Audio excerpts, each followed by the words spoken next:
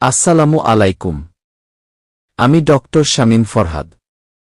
আপনারা যদি আমার চ্যানেলের নতুন হয়ে থাকেন, একটি সাবস্ক্রাইবার করে পরবর্তী ভিডিও পাওয়ার জন্য পাশে থাকুন।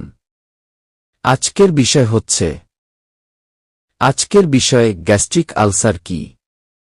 গ্যাস্ট্রিক আলসার হল পাকস্থলীর ভেতরের আস্তরণে স্টমেচ লিনিং তৈরি হওয়া ঘা বা ক্ষত। এটি মূলত পেপটিক আলসার, ফ্যাপটিক আলসার রোগের একটি ধরন। সহজভাবে বললে পাকস্থলীর অ্যাসিড বেশি হলে বা সুরক্ষামূলক স্তর নষ্ট হলে পাকস্থলীতে ক্ষত তৈরি হয়। এটাকেই গ্যাস্ট্রিক আলসার বলা হয়।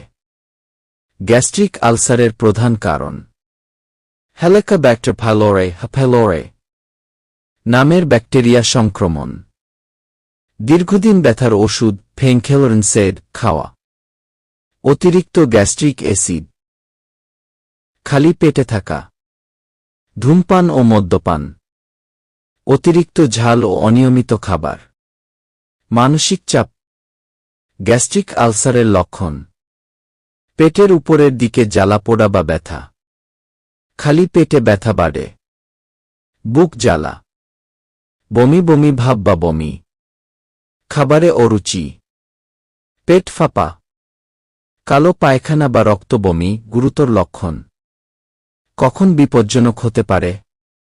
যদি রক্ত বমি হয়, কালো পায়খানা হয়, হঠাৎ তীব্র পেট ব্যথা শুরু হয়, দ্রুত ডাক্তারের কাছে যেতে হবে। চিকিৎসা ও করণীয়: ডাক্তারের পরামর্শে অ্যাসিড কমানোর ওষুধ, ফেলোরে থাকলে অ্যান্টিবায়োটিক, নিয়মিত সময়ে খাবার খাওয়া, ঝাল তেল ভাজা খাবার কমানো, ধূমপান ও চাকফি কমানো, খালি পেটে না থাকা।